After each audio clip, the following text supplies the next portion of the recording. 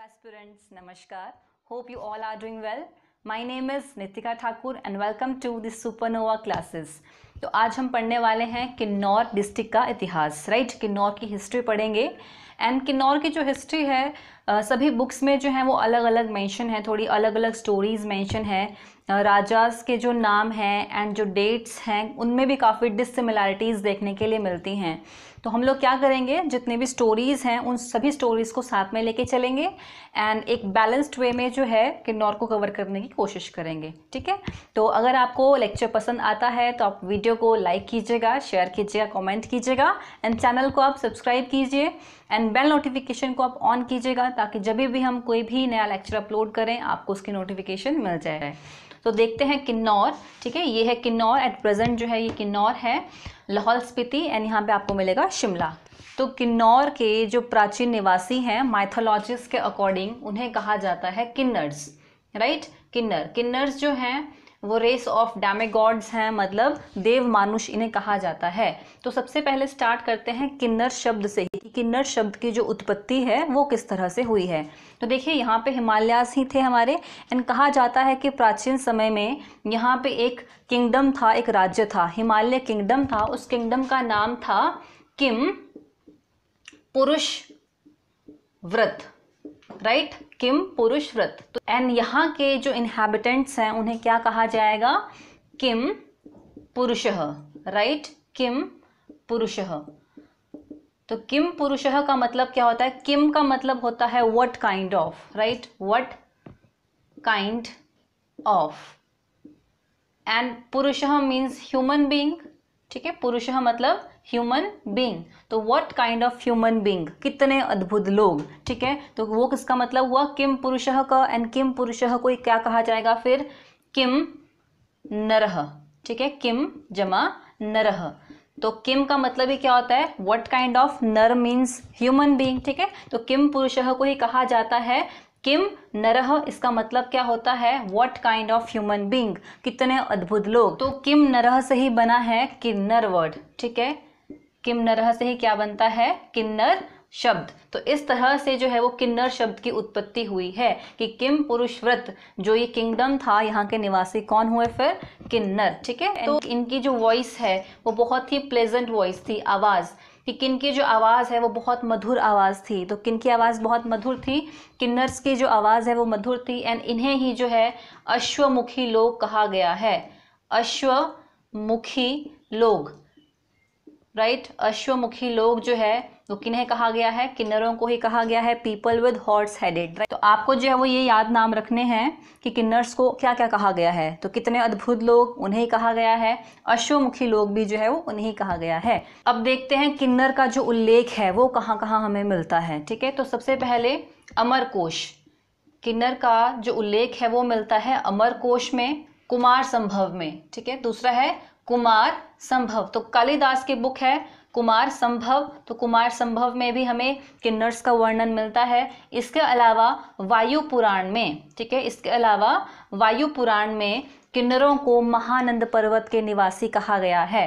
किन्नरों को क्या कहा गया है, महानंद पर्वत के निवासी। तो ये क्वेश्चन बहुत बार पूछा गया है कि वायु पुराण में महानंद पर्वत के निवासी जो है वो किन्हें कहा गया है। तो किन्हें कहा गया है, किन्नर्स को कहा गया है, ठीक है। इसके अलावा इसका विवरण मिलता है विमान वाथु बुक में, राइट, विमान वाथु बुक में। तो ये सारे के सारे हो गए सोर्स की किन्नर्स का हमें सोर्स कहाँ कहाँ से मिलता है। इसके अलावा देखिए इनके नाम देख लेते हैं कुछ और कि किन्नरों को और क्या कहा जाता था। तो ये किन्नौर है, किन्नौर के साथ हमें मिलता है तिब्बत। तो जो तिब्बती लोग हैं वो किन्नर्स को क्या कहते हैं, खुन्नु, ठीक है, खुन्नु। इंपॉर्टेंट है, बहुत इंपॉर्टेंट है। एंड यहाँ पे आपको मिलेगा लद्दाख, ठीक है। तो जो लद्दाखी लोग हैं वो किन्नर्स को कहते हैं मोने, ठीक है। वो क्या कहते हैं किन्नर्स को, मोने या फिर मोन।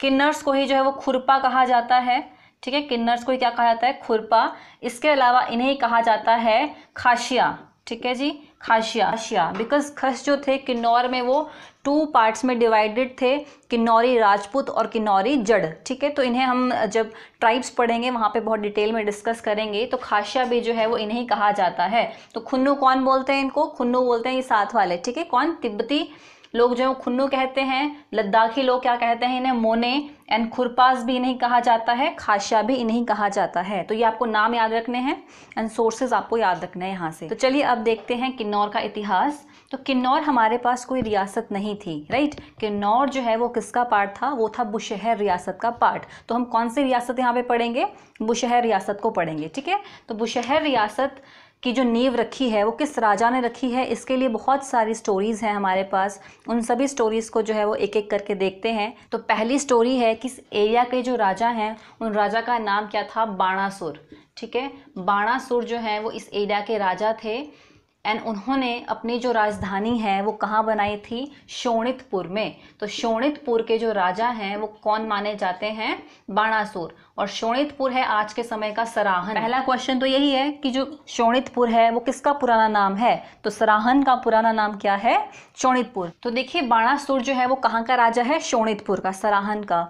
तो इसके पीछे भी दो स्टोरीज हैं। एक स्टोरी में ये मेंशन है कि जो बाणासुर है वो राजा है शोणितपुर का और ये शोणितपुर है असम वाला, ठीक है। एंड दूसरी स्टोरी के अकॉर्डिंग जो ये शोणितपुर है ये शोणितपुर है हमारे हिमाचल में। तो हम क्या करेंगे, हम हिमाचल के रेफरेंस में ही इसे पढ़ते हैं। तो बाणासुर कहाँ के राजा हैं, शोणितपुर के। एंड बाणासुर जो है वो बहुत पावरफुल, बहुत बड़े राजा हैं और उन्होंने क्या किया, शिव भगवान की तपस्या की, ठीक है। लॉर्ड शिवा की उन्होंने तपस्या की और उनको बहुत खुश कर दिया। शिव भगवान है, जल्दी जल्दी से वो खुश हो जाते हैं सभी की तपस्या से, तो वो खुश हो गए, शिव भगवान प्रकट हुए उनके सामने। तो बाणासुर ने क्या किया, फिर वरदान मांगा उनसे कि हे प्रभु मुझे जो है वो आप सहस्त्र बाहु का बल दे दीजिए। शिव भगवान ने क्या बोला कि तथास्तु, ठीक है। आपको जो है वो सहस्त्र भुजाओं का बल दिया और साथ में जब भी आपको कभी भी युद्ध में ज़रूरत होगी मेरी, मैं आपकी तरफ से युद्ध में लड़ूंगा, ठीक है। तो शिव भगवान ने जो है उन्हें ये आशीर्वाद दे दिया था।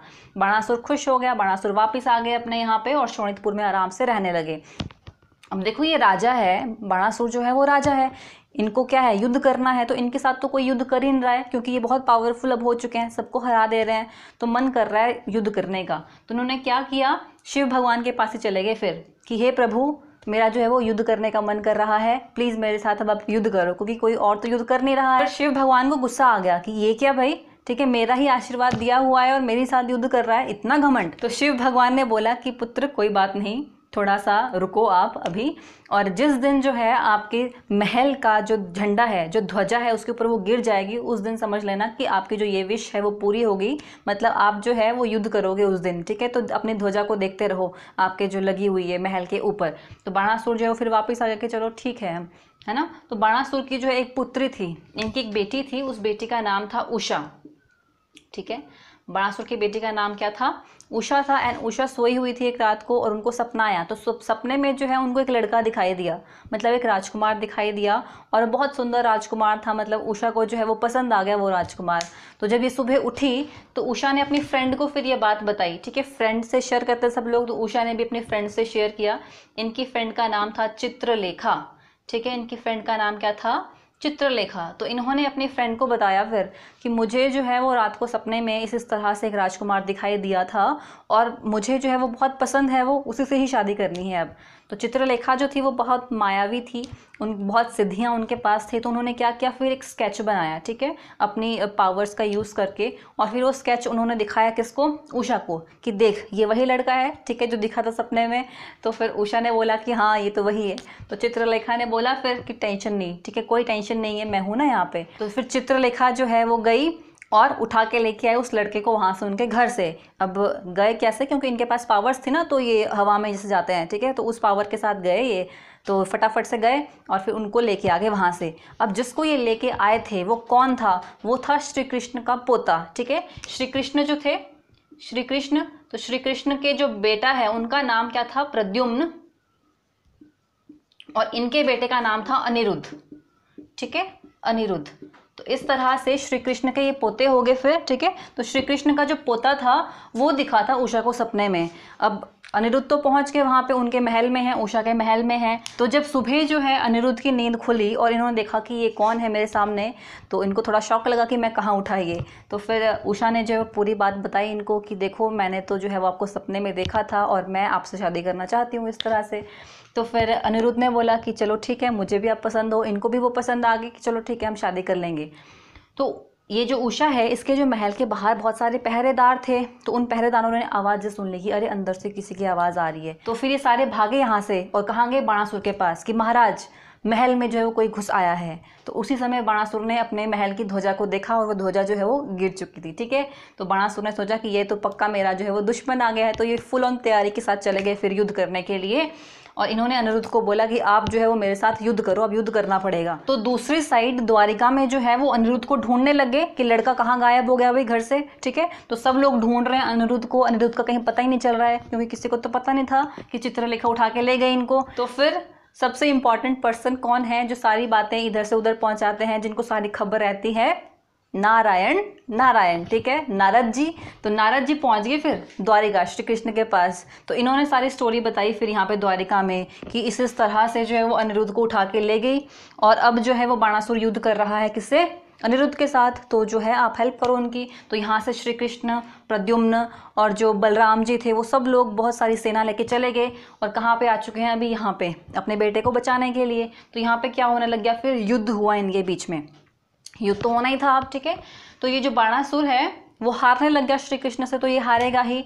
तो बाणासुर ने फिर क्या किया, इनको अपना वरदान याद आ गया कि शिव भगवान ने बोला था कि जब मेरी हेल्प की ज़रूरत होगी तो मैं हेल्प करूंगा। तो बाणासुर ने क्या किया, फिर शिव भगवान को याद किया कि प्रभु मेरी जो है सहायता के लिए आप आओ यहाँ पे। तो शिव भगवान भी फिर आ गए।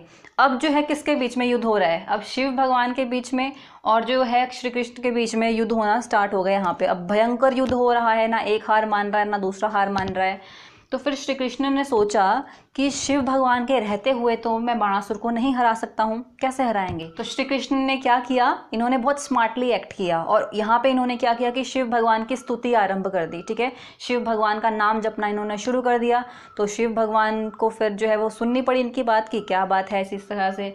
तो शिव भगवान ने फिर बोला कि देखो अब जो है मैं अपना वचन तो नहीं तोड़ सकता हूँ जो मैंने बाणासुर को दे के रखा है, बट आपको एक तोड़ बता देता हूँ मैं इस चीज़ का। तो क्या बोला शिव भगवान ने श्री कृष्ण को कि आप जो है एक निद्रास्त्र चला दो, ठीक है, जिससे कि मैं कुछ देर के लिए सो जाऊंगा और उतने टाइम में आप अपना काम कर लेना अगर कर सको। ठीक है, तो श्री कृष्ण ने वैसा ही किया। इन्होंने जो निद्रास्त्र चलाया शिव भगवान के ऊपर और शिव भगवान सो गए थोड़ी देर के लिए। उतने टाइम में जो है वो श्री कृष्ण ने फटाफट से सारी की सारी जो सेना है उनको ख़त्म कर दिया था। और अब यहाँ से आगे दो स्टोरीज चलती हैं। एक स्टोरी के अकॉर्डिंग क्या है कि श्री कृष्ण ने जो है वो बाणासुर को मार दिया था। ठीक है, एक स्टोरी के अकॉर्डिंग जो श्री कृष्ण है वो मार देते हैं बाणासुर को। ठीक है, बाणासुर को इन्होंने मार दिया। और जो आपका ये है कामरू एरिया है, कामरू का जो राजा है वो किसको बना दिया इन्होंने, प्रद्युम्न को। ठीक है, प्रद्युम्न को इन्होंने राजा बनाया यहाँ का। अनिरुद्ध और उषा की शादी करवाई और वापस चले गए अपने द्वारिका। ठीक है, एक स्टोरी तो ये है। तो दूसरी स्टोरी क्या है कि श्री कृष्ण और बाणासुर लड़ रहे थे यहाँ पे। उतने को जो ये शिव भगवान है वो जाग गए नींद से। तो उन्होंने बोला कि देखो अब तो मुझे आपसे लड़ाई करनी ही पड़ेगी।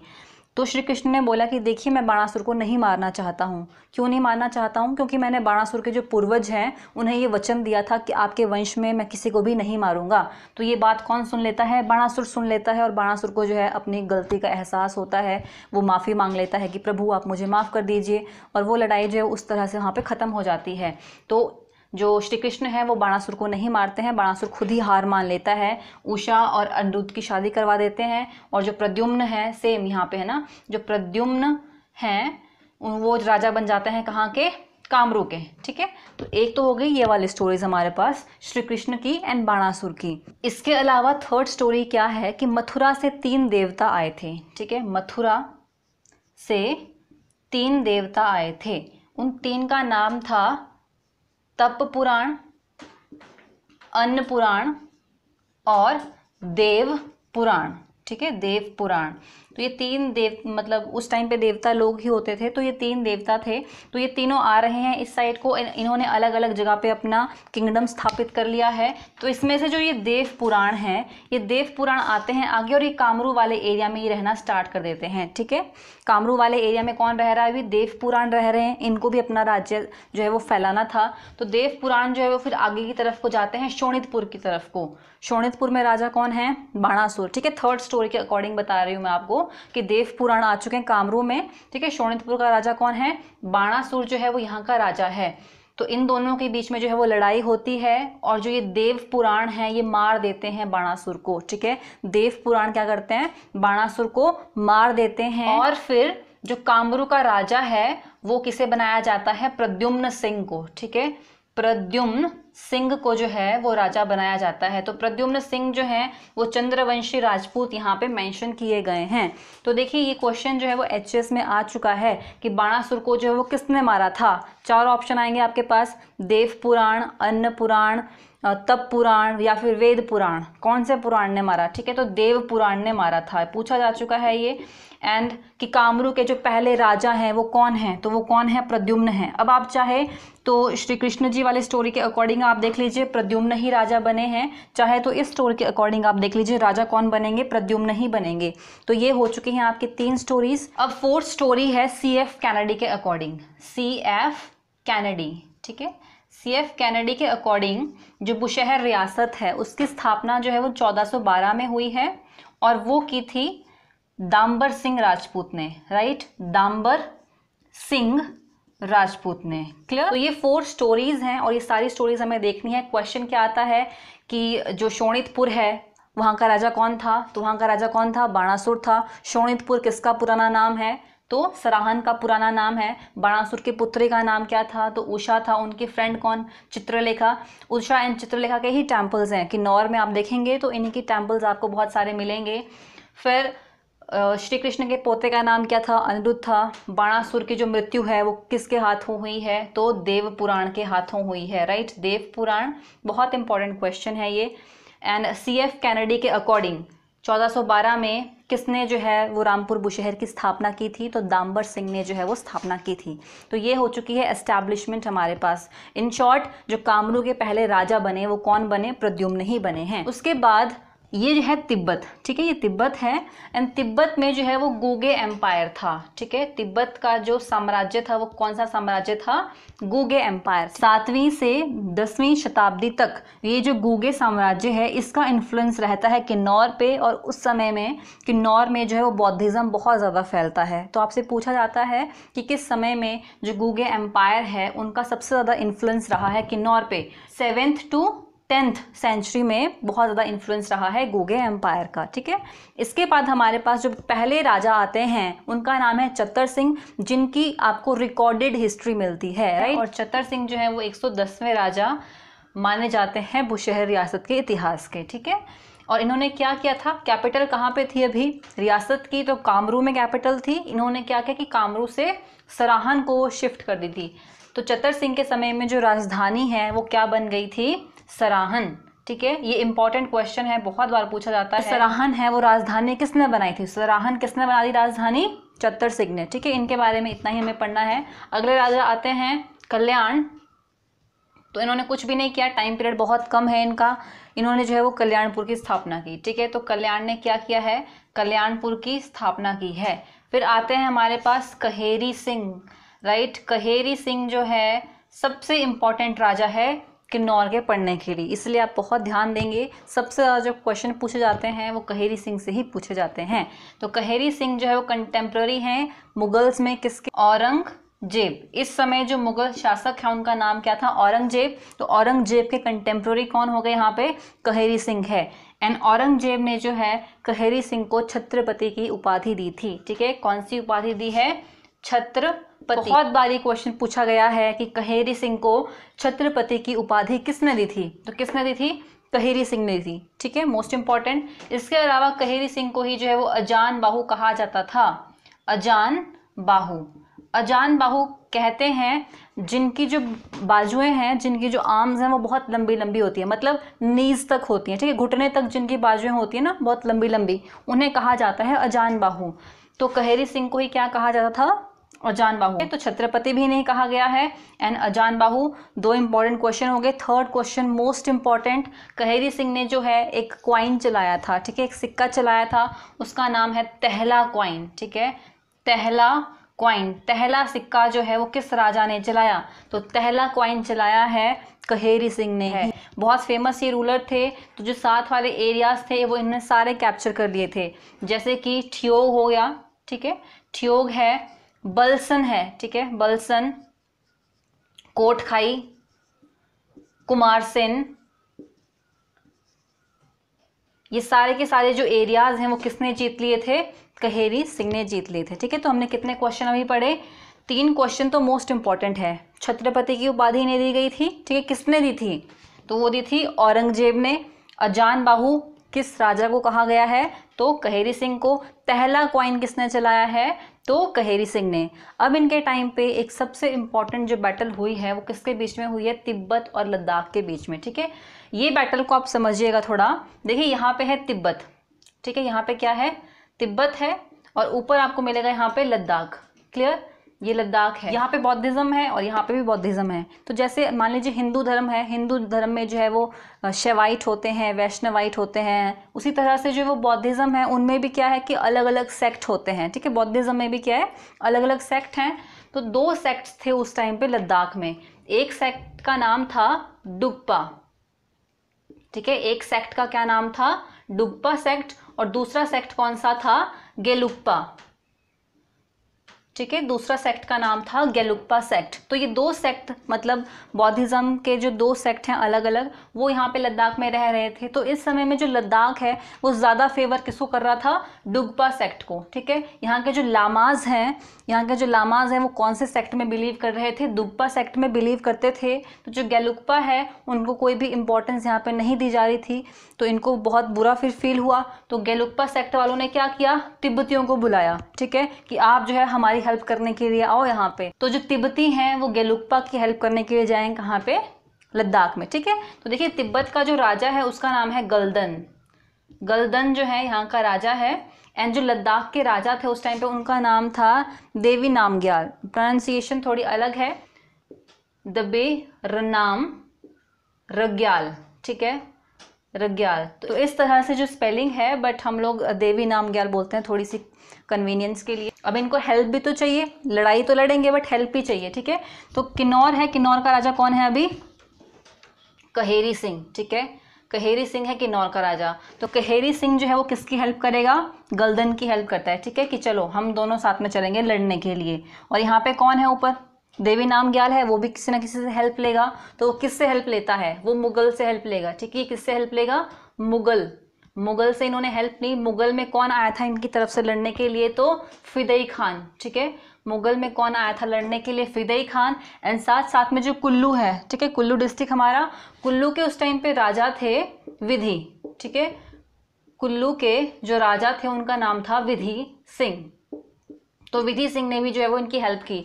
तो इस तरह से ये 2 टीम्स बन चुकी हैं। अब कहेरी सिंह किसकी हेल्प करेंगे, गलदन की, और लद्दाख की हेल्प कौन करेगा, मुगल और कुल्लू।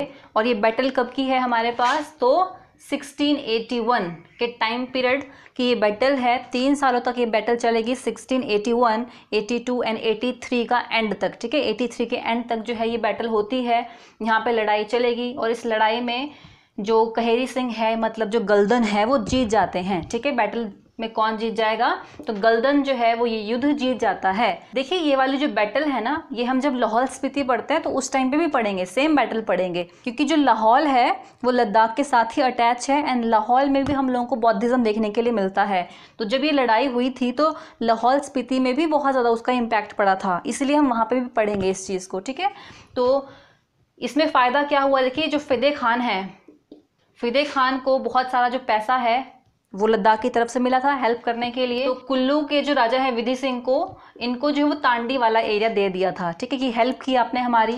तो बेशक ये हार गया, लद्दाख बेशक हार गया था बैटल में, बट कुछ ना कुछ तो देना ही था जिन्होंने हेल्प की है। तो इनको बहुत पैसे वगैरह दिए थे मुगल्स को। एंड जो कुल्लू के राजा हैं विधि सिंह, इनको ये तांडी वाला जो एरिया है एंड अपर लाहौर वाला एरिया वो उनको मिल गया था। ठीक है, ये बात हो गई इन लोगों की। गलदन तो जीत गया, बहुत खुश है। हेल्प किसने की है, कहेरी सिंह ने जो है इसकी हेल्प की है।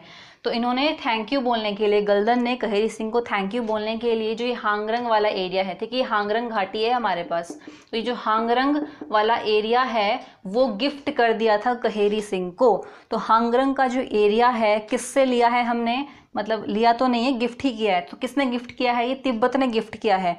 किसको गिफ्ट किया है? कहेरी सिंह को गिफ्ट किया। क्यों किया था? क्योंकि कहेरी सिंह ने जो है वो गलदन की हेल्प की थी बैटल में, ठीक है। तो फिर ये जो खुश हो गए थे क्योंकि ये जीत गए, अब इनको तो सेलिब्रेट करना था, अपनी जीत को इन्होंने सेलिब्रेट करना है। तो कहेरी सिंह और गलदन जो है मिलने आते हैं एक प्लेस पे, और जिस जगह पे ये मिलते हैं उस जगह का नाम है पुलिंग चांगथांग, ठीक है। उस जगह का क्या नाम है? पुलिंग चांगथांग जो है इस प्लेस का नाम है। अब यहाँ पे ये मिलते हैं और इनके बीच में जो है वो फ्री ट्रेड स्टार्ट हो जाता है, ठीक है। तो तिब्बत और बुशहर के बीच में फ्री ट्रेड इन लोगों ने शुरू कर दिया था। लवी मेला भी जो है वो शुरू कर दिया गया इसी के साथ। तो लवी मेला कब स्टार्ट किया गया है? 1683 में। किसके टाइम पे? कहेरी सिंह के टाइम पे, ठीक है। एंड में 1683 के एंड में ही वो बैटल खत्म हो जाती है हमारी। तो 1683 में कौन सा मेला शुरू किया गया? लवी मेला। लवी मेला जो है एक ट्रेड फेयर है, ठीक है। लवी मेला क्या है?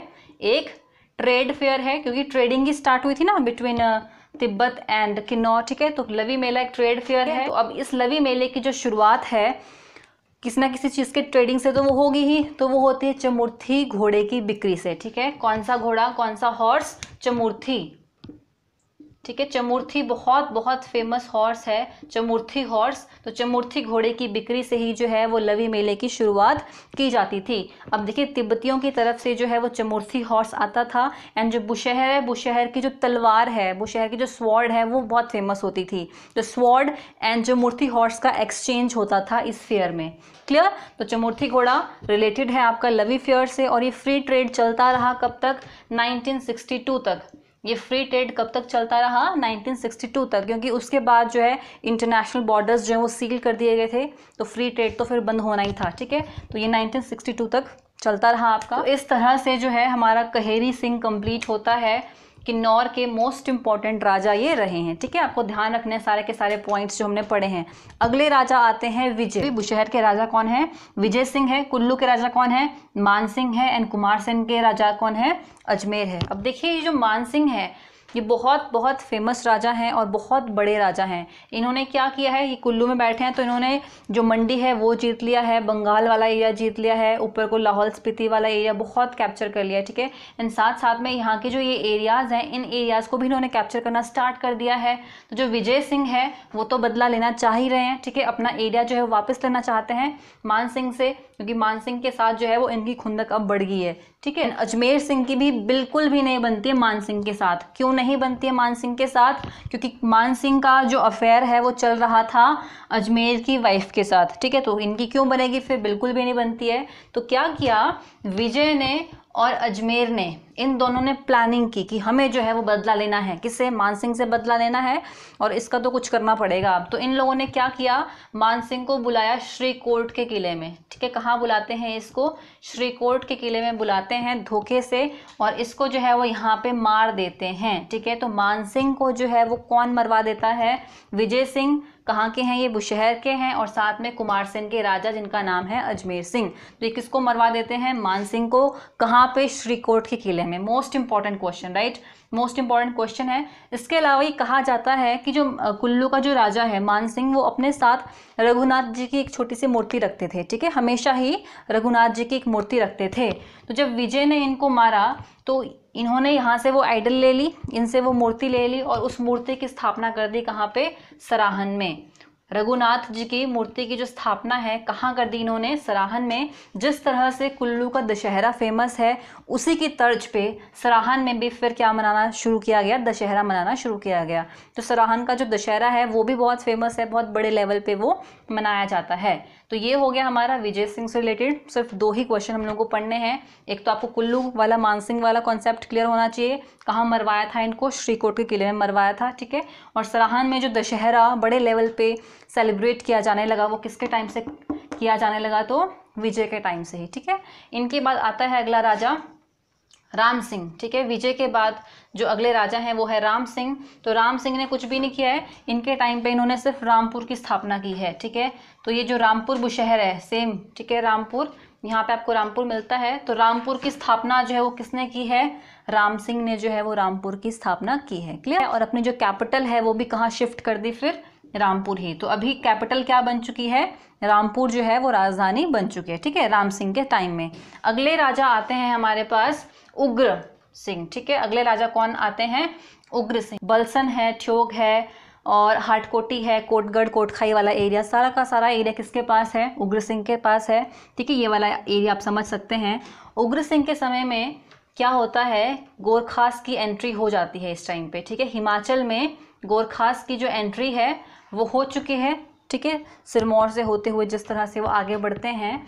और 1810 की बात है, उससे पहले तो गोरखास बिजी हैं, ठीक है, कांगड़ा वाले साइड पे बिजी हैं। उसके बाद जब उनको हराया गया वहाँ से, तब वो इस साइड आ रहे हैं अब। तो 1810 में गोरखास ने क्या किया कि ठियोग को कैप्चर कर लिया, ठीक है। इन्होंने क्या किया, ठियोग को कैप्चर कर लिया, जुब्बल को, ठीक है, जुब्बल को इन्होंने कैप्चर कर लिया। प्लस एक फोर्ट था, एक किला है फोर्ट ऑफ नगाना, ठीक है, फोर्ट ऑफ नगाना, ये है बलसन में, ठीक है, ये बलसन में पड़ता था उस टाइम पे। तो बलसन का जो किला है फोर्ट ऑफ नगाना, ये सारे के सारे एरियाज जो हैं वो गोरखास ने कैप्चर कर लिए थे। किसके कंट्रोल में, ये उग्र सिंह के कंट्रोल में थे, है ना। तो यहाँ के जो लोग हैं उन सभी ने बोला फिर उग्र सिंह को कि आप हमारी हेल्प करो, ठीक है, ये जो गोरखास हैं वो तो कैप्चर कर रहे हैं सारा का सारा एरिया। तो उग्र सिंह ने बोला कि ठीक है, मैं हेल्प करता हूँ तुम्हारी, मैं आ रहा हूँ हेल्प के लिए। तो उसी समय क्या होता है कि उग्र सिंह की जो है वो मृत्यु हो जाती है, अनफॉर्चुनेट डेथ थी। तो उग्र सिंह की क्या हो गई, मृत्यु हो गई।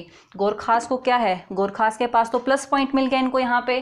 तो 1811 में जो ये रामपुर है वो किसके कंट्रोल में आ चुका है, अमर सिंह थापा के कंट्रोल में, क्योंकि गोरखों के जो हेड है वो कौन है, अमर सिंह थापा है। तो इस कंडीशन का इन्होंने फ़ायदा उठाया, क्योंकि उग्र सिंह का जो बेटा है वो था 4 महीने का, अभी 4 मंथ्स का था। तो उन्होंने तो क्या करना था, उग्र सिंह की मृत्यु हो गई।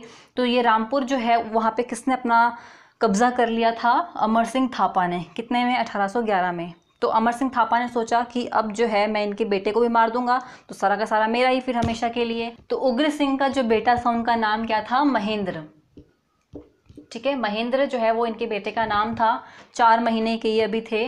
तो ये तो फिर क्या ही करते, तो जो राजमाता हैं, राजमाता प्लस इनके जो 2 वजीर, बहुत बहुत इंपॉर्टेंट वजीर, उन 2 वजीर का नाम है बद्रीदास, ठीक है, बद्रीदास, और दूसरे का नाम है टीकम दास, ठीक है जी, टीकम दास। तो फिर राजमाता बद्रीदास और टीकम दास ने क्या किया, महेंद्र सिंह को उठाया और यहाँ से ये भाग गए फिर, क्योंकि अगर ये नहीं भागते तो जो अमर सिंह थापा है इनको पकड़ लेता वो, ठीक है, इनको मार देता, कुछ भी कर सकते थे। तो ये भाग गए फिर।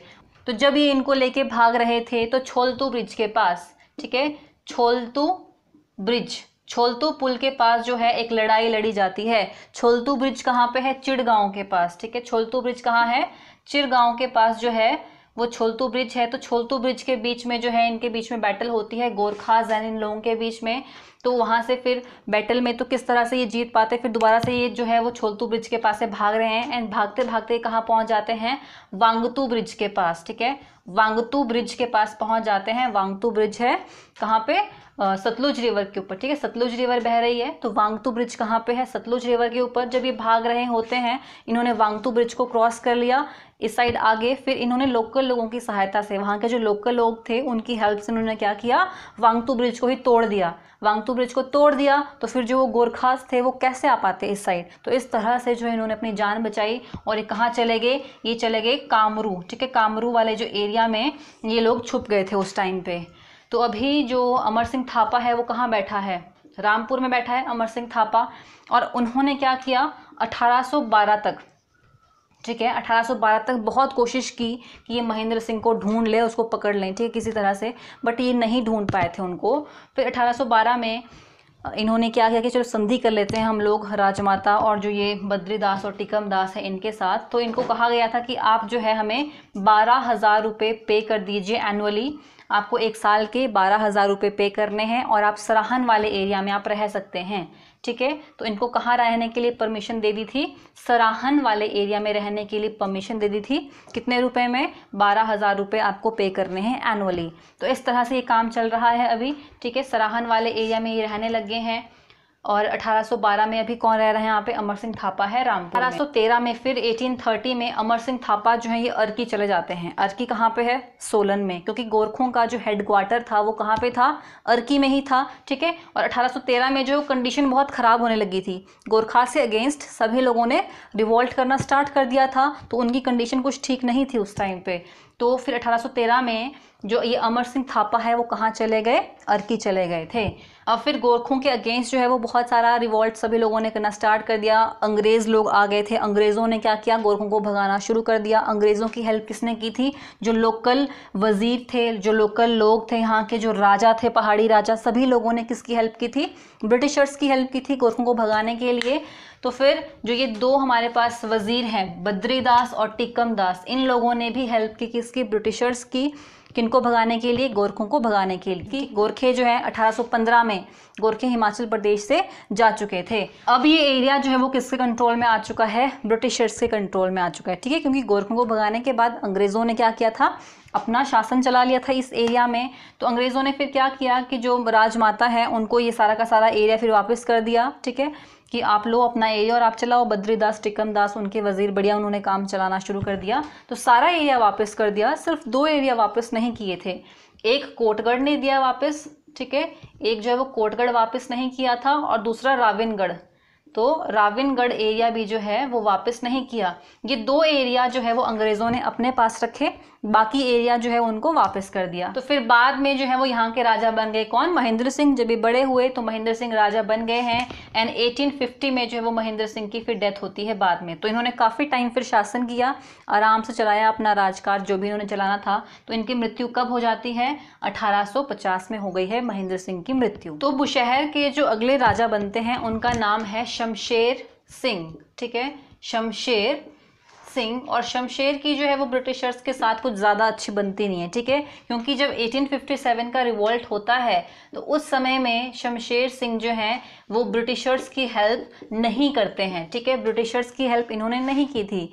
एक राजा हमने सिरमौर में भी पढ़े हैं, वो है शमशेर प्रकाश, वो हेल्प करते हैं ब्रिटिशर्स की, ठीक है। तो दो शमशेर साथ में चल रहे हैं। सिरमौर के जो शमशेर प्रकाश हैं उन्होंने हेल्प कर दी थी, लेकिन किन्नौर के जो शमशेर सिंह हैं वो ब्रिटिशर्स की हेल्प नहीं करते हैं। वैसे भी बहुत ही कम राजा हैं हिमाचल प्रदेश में, 5-6 राजा हम लोगों को पढ़ने के लिए मिलते हैं जो ब्रिटिशर्स की हेल्प नहीं करते हैं। तो उन्हीं में से एक हैं शमशेर सिंह किन्नौर के, जिन्होंने हेल्प नहीं की थी ब्रिटिशर्स की, ठीक है। तो 1857 का रिवॉल्ट हो गया जिसमें हेल्प नहीं की। इस समय पे शिमला के जो डीसी थे उनका नाम था विलियम हे, राइट, उनका नाम क्या था, विलियम हे उनका नाम था।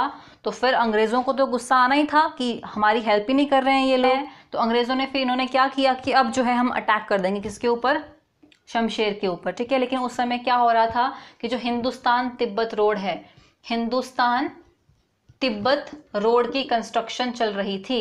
तो हिंदुस्तान तिब्बत रोड की कंस्ट्रक्शन चल रही थी, इसी वजह से जो है जो ये विलियम हे है इन्होंने जो अटैक करने का प्रोग्राम है वो कैंसिल कर दिया था। साथ ही साथ में जो ये शमशेर सिंह है इन्होंने जो ये ट्रिब्यूट पे करते थे वो भी मना कर दिया था कि मैं ब्रिटिशर्स को पैसे नहीं दूंगा, ठीक है। तो ये 15,000 रुपये पे करते थे उस समय पे, तो इन्होंने ये पे करने से भी मना कर दिया। तो अंग्रेज़ों के साथ इनके रिलेशन जो है वो ख़राब हो गए, लेकिन जो कंस्ट्रक्शन का काम चल रहा था उसकी वजह से ये बच गए, ठीक है। इनके ऊपर जो है वो अटैक नहीं किया ब्रिटिशर्स ने। शमशेर सिंह के टाइम पे ही इनके जो वज़ीर थे, इनके वज़ीर का नाम था मुंशी रामलाल, ठीक है। मुंशी रामलाल जो है वो शमशेर के वज़ीर का नाम था इस समय में। तो ये जो वज़ीर है इन्होंने क्या किया था कि जो टैक्स है वो बहुत ज़्यादा इंक्रीज़ कर दिए थे, ठीक है। सारे के सारे जो कर है, जो टैक्स है वो इंक्रीज़ कर दिए थे, लोगों को एक्सप्लॉयट करना स्टार्ट कर दिया था। ये है 1854 के आसपास की बात, ठीक है, 1854 के आसपास की ये बात है। तो जो लोग हैं वो बहुत ज़्यादा दुखी हो चुके थे इस टाइम पे। राजा तक तो जो है वो बात पहुँच ही नहीं थी क्योंकि मुंशी ही सारा का सारा काम मैनेज करते थे। तो उन्होंने सारे टैक्स इंक्रीज़ कर दिए, लोगों को एक्सप्लॉयट करना स्टार्ट कर दिया। तो ये जो लोग हैं वो किससे हेल्प लेंगे, फिर वो हेल्प लेते हैं फतेह से, ठीक है, फतेह सिंह से। फतेह सिंह कौन है, फतेह सिंह है राजा के भाई। राजा कौन है, शमशेर, ठीक है। तो शमशेर के जो भाई हैं उनका नाम क्या था, फतेह सिंह। तो सारे के सारे लोग किसके पास गए, फतेह सिंह के पास गए कि आप हमारी हेल्प करो, ये जो मुंशी रामलाल है इन्होंने तो हमारे दुखी करके रखा है, ठीक है। तो फतेह सिंह और लोगों ने क्या किया, फिर 1859 में इन्होंने रिवॉल्ट कर दिया था और इस रिवॉल्ट का नाम है दुमह आंदोलन। ठीक है, तो किन्नौर में जो दुमह आंदोलन है वो कब हुआ है? 1859 में वो दुमह आंदोलन हुआ है। इस आंदोलन में लोगों ने क्या किया था? अपना घर बार, अपनी जो ज़मीन जायदाद है, अपनी जो फसलें हैं, वो सारी की सारी फसलें छोड़ के कहाँ चले गए थे? पीक के ऊपर। ठीक है, कोई भी चोटी है सब कुछ छोड़ दिया नीचे और कहाँ आगे? फिर चोटी के ऊपर इन्होंने वहाँ रहना लग गए थे। ये इस तरह से जो है वो अपना अग्रेशन ये दिखा रहे थे, अपना ये रिवॉल्ट ही चला रहे थे इस तरह से। तो इस रिवॉल्ट को दबाने के लिए ब्रिटिशर्स ने किसको भेजा था? वानर्स को। ठीक है, वानर्स को जो है इन्होंने भेजा था दुमह आंदोलन को दबाने के लिए। तो किन्नौर का दुमह आंदोलन कब होता है? 59 में। राइट, डेट इंपॉर्टेंट है, 59 में हुआ है। किसने किया था? तो फतेह सिंह ने किया था। फतेह सिंह प्लस जो लोकल लोग थे वहाँ के, उन्होंने किया था। उस रिवॉल्ट को सुप्रेस करने के लिए किसे भेजा गया था? तो वानर्स को भेजा गया था। आप किस तरह से याद रख सकते हो कि ये जो लोग हैं अपने फसलें छोड़ के चले गए थे पहाड़ के ऊपर। अब फसलें छोड़ के चले जाओगे तो वहाँ पे जो है वो बंदर पड़ जाएंगे। वानर किसे कहा जाता है? बंदरों को। ठीक है, तो फसलों को कौन खा जाएगा? फिर बंदर खा जाएंगे। ठीक है, तो इस तरह से आप याद रख सकते हो कि पीछे से कौन आगे थे? बंदर आगे थे। तो वानर्स आ गया था इनके रिवॉल्ट को सुप्रेस करने के लिए। ठीक है, तो आप देखिए ये 2-3 इंपॉर्टेंट चीज़ें आपको याद रखनी है शमशेर सिंह से। एक तो 1857 के रिवॉल्ट में इन्होंने पार्टिसिपेट नहीं किया था, ब्रिटिशर्स की हेल्प नहीं की थी। ठीक है, ऊपर से जो ये ट्रिब्यूट पे करते ब्रिटिशर्स को वो देने से भी मना कर दिया। इन्हीं के समय में किन्नौर में जो है वो दुमह आंदोलन होता है। ठीक है, कब हुआ है? वो 59 में हुआ है। तो अच्छा कुछ इनके टाइम पे चल नहीं रहा था ब्रिटिशर्स के साथ इनका, तो अंग्रेज़ों ने फिर इनको बोला कि आप जो है वो राजगद्दी को छोड़ दो। ठीक है, कब की बात है ये? 1887 के आसपास की बात है, जब ब्रिटिशर्स ने इन्हें कहा कि आप राजगद्दी को छोड़ दो और अपने बेटे को आप राजा बना दो। ठीक है, इनके बेटे का नाम था रघुनाथ। तो रघुनाथ को जो है वो राजा बना दिया गया। ब्रिटिशर्स ने ही बनाया था, इनको गद्दी से उतार दिया था कि आप अच्छे से मैनेज नहीं कर रहे हो।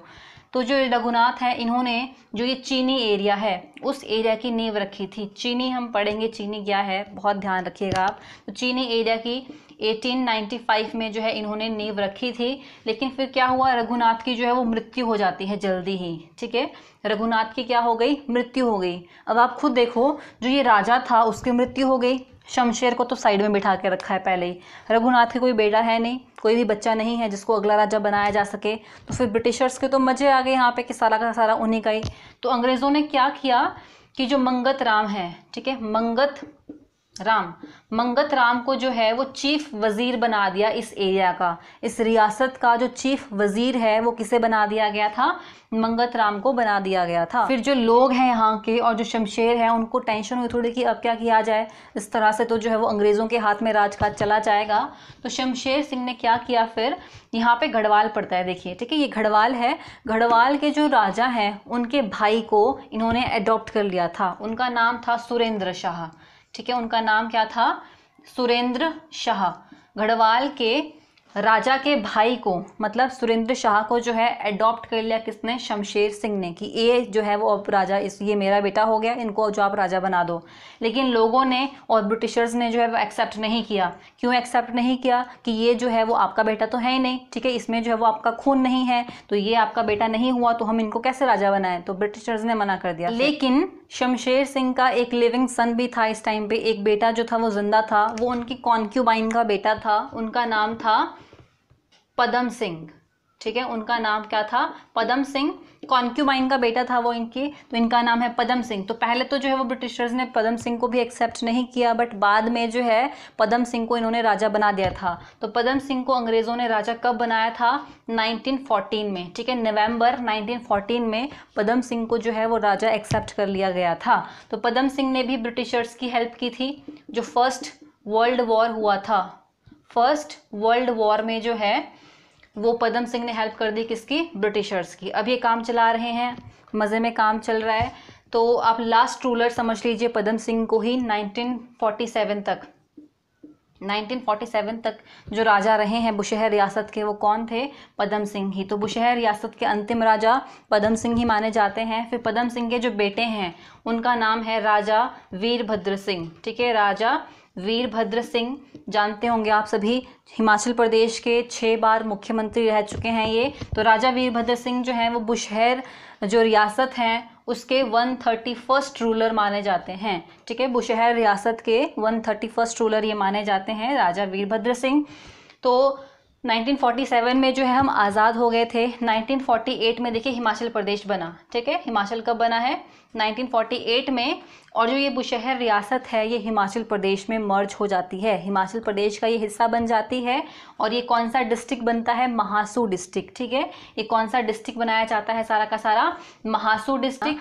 उसके बाद आप देखिए 1960 में महासू डिस्ट्रिक्ट की एक तहसील थी चीनी। ठीक है, महासू डिस्ट्रिक्ट की जो तहसील थी, क्या नाम था उसका? चीनी तहसील। तो चीनी तहसील को कट करके कौन सा डिस्ट्रिक्ट बनाया गया? किन्नौर। ठीक है, किन्नौर जो है वो चीनी तहसील को कट करके बना दिया गया।